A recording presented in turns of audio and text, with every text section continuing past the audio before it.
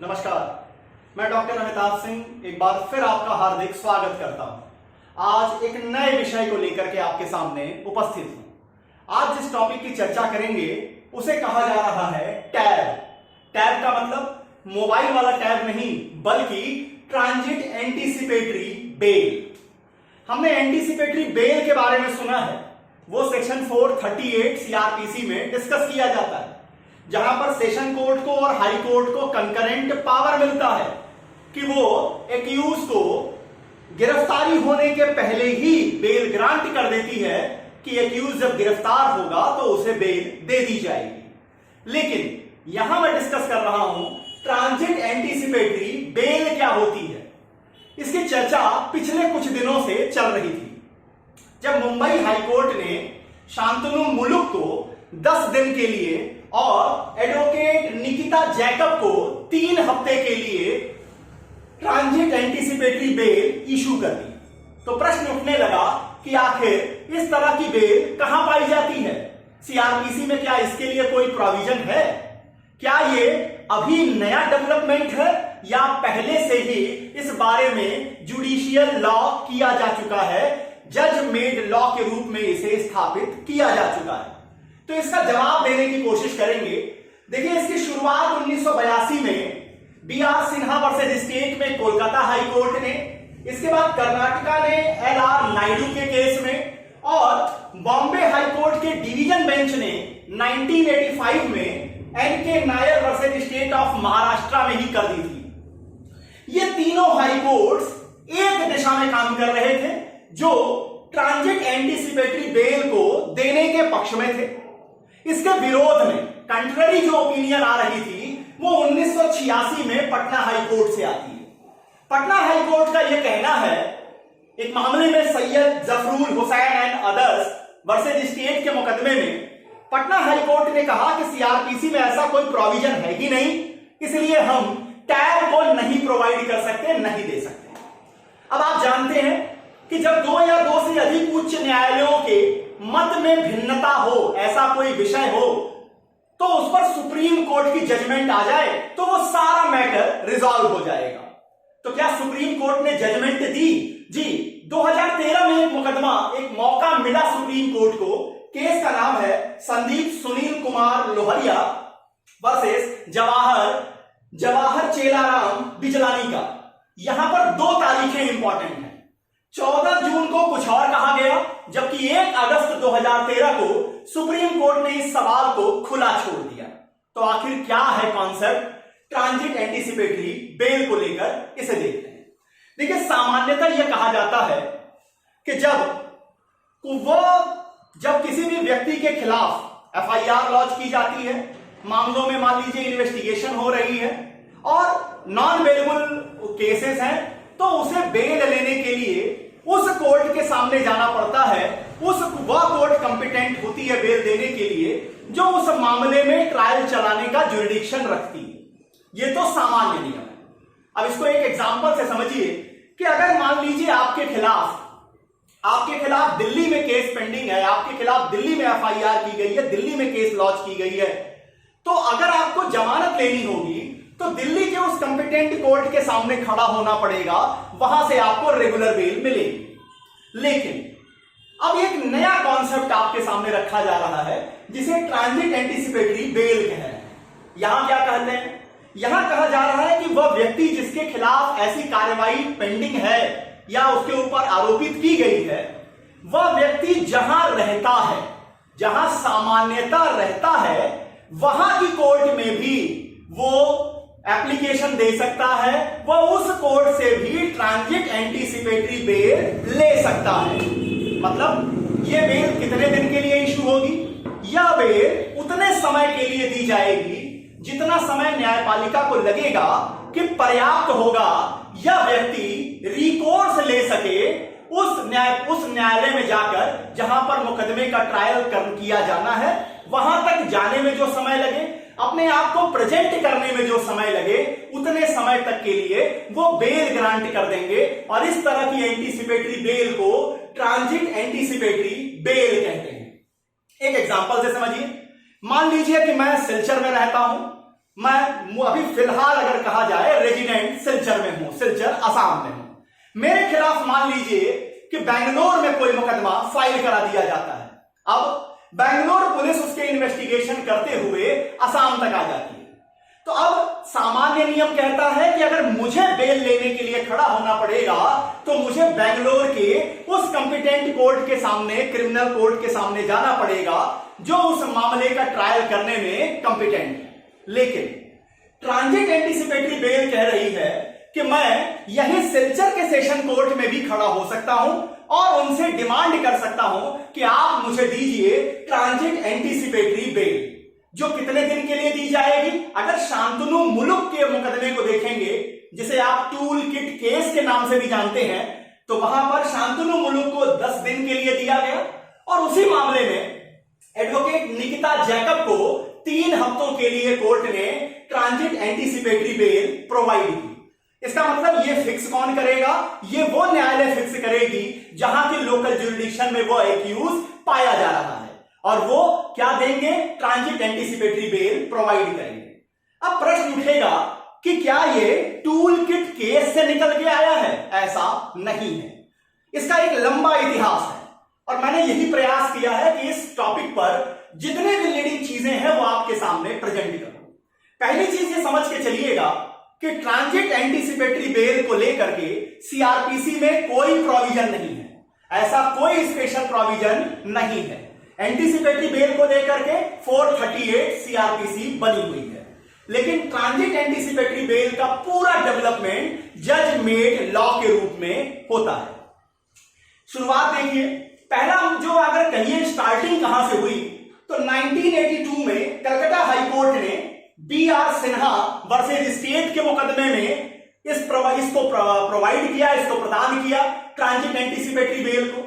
इसी तरह से 1984 में LR नायडू वर्सेस कर्नाटका के केस में वहां की हाईकोर्ट ने ऑर्डर दिए और बॉम्बे हाईकोर्ट की डिवीजन बेंच ने 1985 में NK Nair versus state of Maharashtra के केस में प्रोवाइड किया ट्रांजिट एंटीसिपेटरी बेल।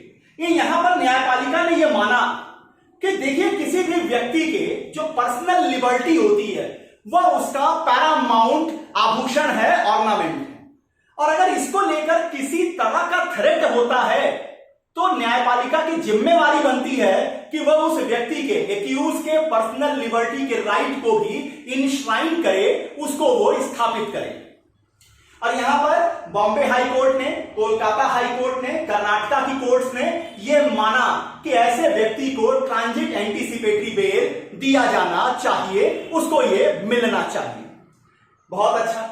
इसके बाद अभी की एक और लीडिंग केस आ रही है, यहां पर इंपॉर्टेंट हो जाती है। वह केस है रिपब्लिक टीवी पर, आप जानते हैं एक यहां पर स्कैम चला, TRP scam case.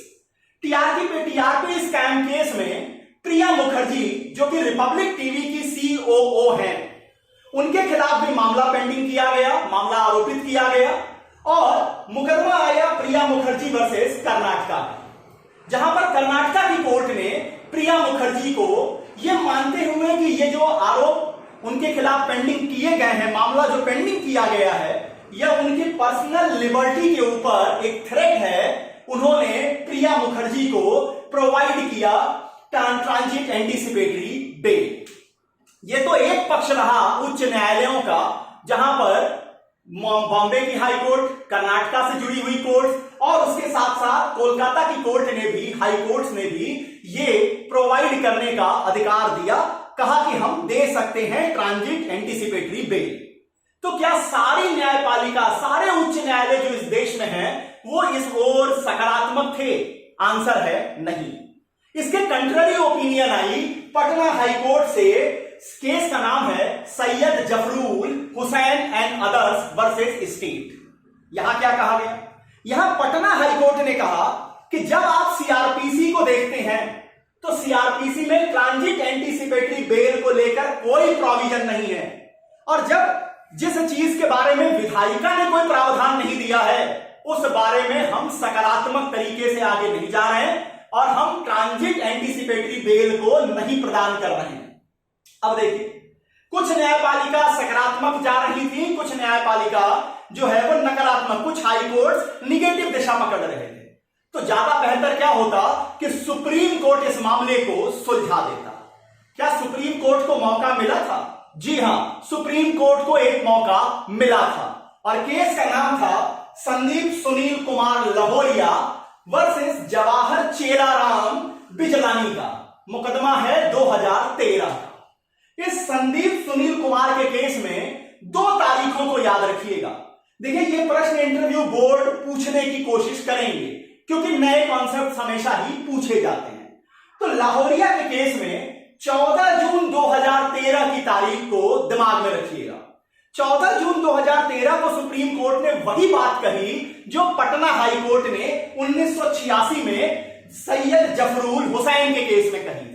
Supreme court ने कहा कि सीआरपीसी में ट्रांजिट एंटीसिपेटरी बेल को लेकर कोई प्रोविजन नहीं है।